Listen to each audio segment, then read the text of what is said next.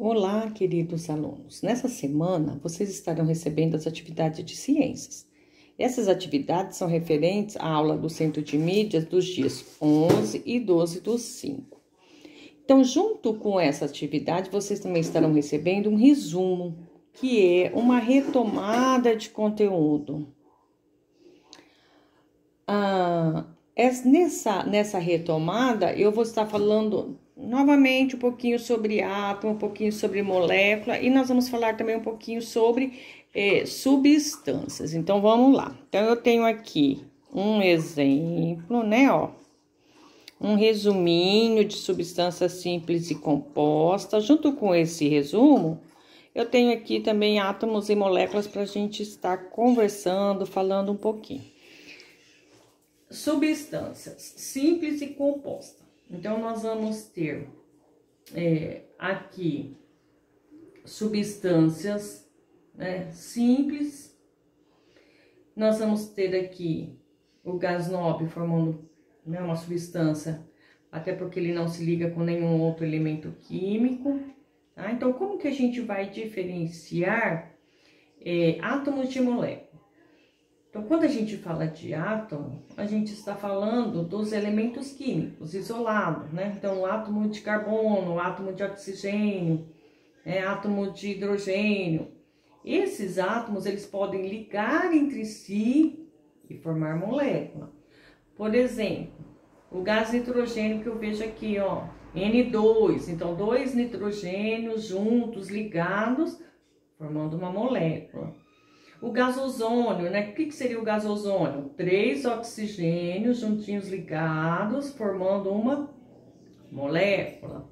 Tá? O fósforo, né? Ó, P4, né? 4 elementos ligados entre si, né? 4 átomos formando a molécula de fósforo. A mesma coisa para o hidrogênio, o H2, né? Ó, 2 hidrogênio, formando uma molécula, e o oxigênio também, 2 oxigênio, que vai formar uma molécula. Então, se ele está isolado, é um átomo. Se ele está ligado, uma molécula. Aqui eu tenho substância, então, é formado somente por nitrogênio. Então, é uma substância simples, né? Ó, formado por oxigênio, outra substância simples. Então, aqui eu só tenho substância simples. O fósforo, que é só elemento fósforo, gás hidrogênio só formado pelo gás hidrogênio, e o oxigênio também só formado por oxigênio, que são substâncias simples. Então quando que seria uma substância composta? Por exemplo, a água H2O, que é formado por elemento hidrogênio e oxigênio. Aí eu teria uma substância composta, tá?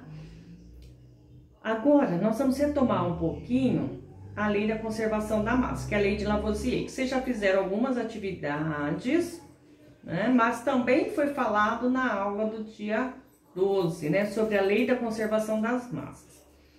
Então, numa das atividades que vocês fizeram, eu coloquei um probleminha, né?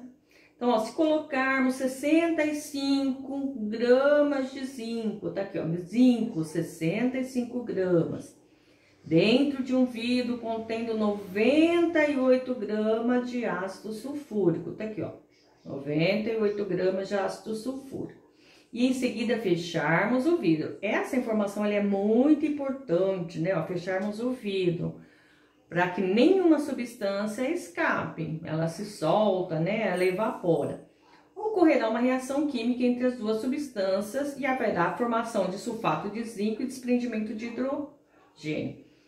Qual será a massa total? Aqui quer saber a massa total dessa reação, tá? Então, para eu saber a massa total, eu preciso ter em mente o que é a lei da conservação das massas, né? O que Lavoisier diz? Na natureza nada se perde, né? Nada se cria, tudo se transforma.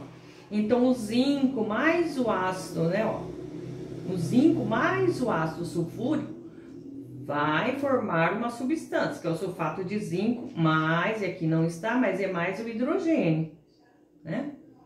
Mais hidrogênio, tá? Se eu somar aqui, ó, quanto, né, nesses reagentes aqui, quanto de reagente, né, eu usei? Então, se eu somar, né, o 65 com 98, eu vou ter 163 gramas de reagente. Na lei da conservação da massa, né, diz que a quantidade de reagentes deve ser igual à quantidade de produto. A mesma massa, a mesma quantidade. Então, se eu tenho 163 gramas de reagentes, então quanto que eu vou ter de produto? O produto também tem que ser 166 gramas, né, de sulfato de zinco mais hidrogênio, tá? Essa é a lei de Lavoisier, tá? A lei da conservação da massa. Além da lei da conservação da massa, foi passado também a lei das proporções constantes, que é a lei de Proust. Na lei de Proust, o que ele diz? A quantidade, né, de produtos usados numa reação, ela tem que ser sempre constante, né, na proporção constante. Então, também, em uma das atividades, eu passei um probleminha para vocês, né, um probleminha. E aí, nesse probleminha, o que eu coloquei? 10 gramas de cobre. Então, tá lá o símbolo do cobre, que é o Cu, 10 gramas. Reagindo com 5,06 gramas de enxofre. Olha lá o enxofre, o S, 5,06 gramas. Formando como produto 15,06 gramas de sulfeto cúprico. Tá aqui o sulfeto cúprico. Cu é esse, tá? 15 gramas, 0,6. Aqui, se eu somar, eu vou ter mesma quantidade no reagente, mesma quantidade no produto. Aqui, olha, se aplica a lei da conservação da massa, né? Que é a lei de Lavoisier. Mas onde que vai estar a proporcionalidade, então? Olha aqui. Se dobrarmos o valor de cobre, então, olha, cobre aqui eu tinha 10, então se eu dobrar, então eu vou colocar aqui, ó, 20 gramas, né? Então, se eu dobrar o valor do cobre metálico usado, veja o que acontecerá. Então, uma coisa interessante vai acontecer, né, nessa reação. Se eu comparar essa reação química com essa reação química aqui, eu observo que formou uma substância aqui, ó, um Cu, só o cobre, sobrou o cobre, né? Então, esse cobre excedente aqui, ó, é o que sobrou, ele não reagiu, né? Sobrou aqui, ó, não reagiu, tá? Não houve reação. O que houve reação?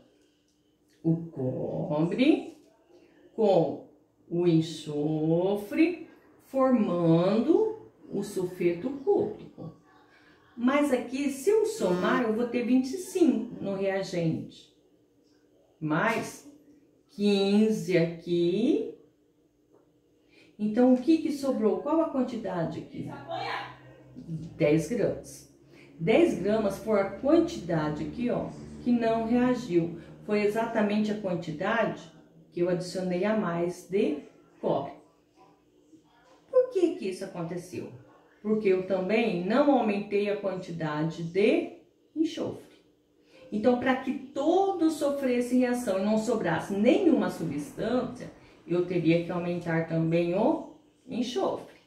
Então, se eu coloquei 10 gramas de cobre, 20 gramas de cobre, 5 gramas de enxofre aqui, eu teria que colocar 10 gramas de enxofre aqui, tá? Para que no final eu tivesse 30 gramas de sulfeto cúprico sem sobrar substância, viu? Isso a gente observa quando a gente coloca, vai fazer uma mistura dentro da nossa casa, por exemplo, e coloca lá, mistura no leite bastante achocolatado, bastante Toddy, bastante Nescau. Sobra no fundo, não dissolve, né? Porque a gente não usou a proporção ideal de dissolução, tá? Então, veja que as 10 gramas de cobre sobraram como excesso e só reagiu a massa que a proporção definiu. Então, isso é muito importante, né? Principalmente no setor industrial, que eles trabalham com larga escala, né? Grandes escalas de produção, para não perder produto, né? Para que os reagentes ali forma no final um produto de qualidade que não estraga a receita, então eu tenho que atentar para os valores dos reagentes, nas proporções ideais, para que ocorra a reação química, não sobra produto, não danifique a minha receita e nem há desperdício de material. Tá? Então aqui embaixo eu escrevi o que rege, né, a lei de Proust, o que ela fala. Então, toda substância apresenta uma proporção em massa constante na sua composição. Né? Então, isso também eu posso observar quando eu quero fazer uma receita e eu percebo que essa receita ela é pequena e eu quero dobrar a receita, fazer mais, né, em maior quantidade para mais pessoas. Então, eu tenho que dobrar todos os ingredientes da minha receita. Também foi o exemplo que eu coloquei lá na outra atividade.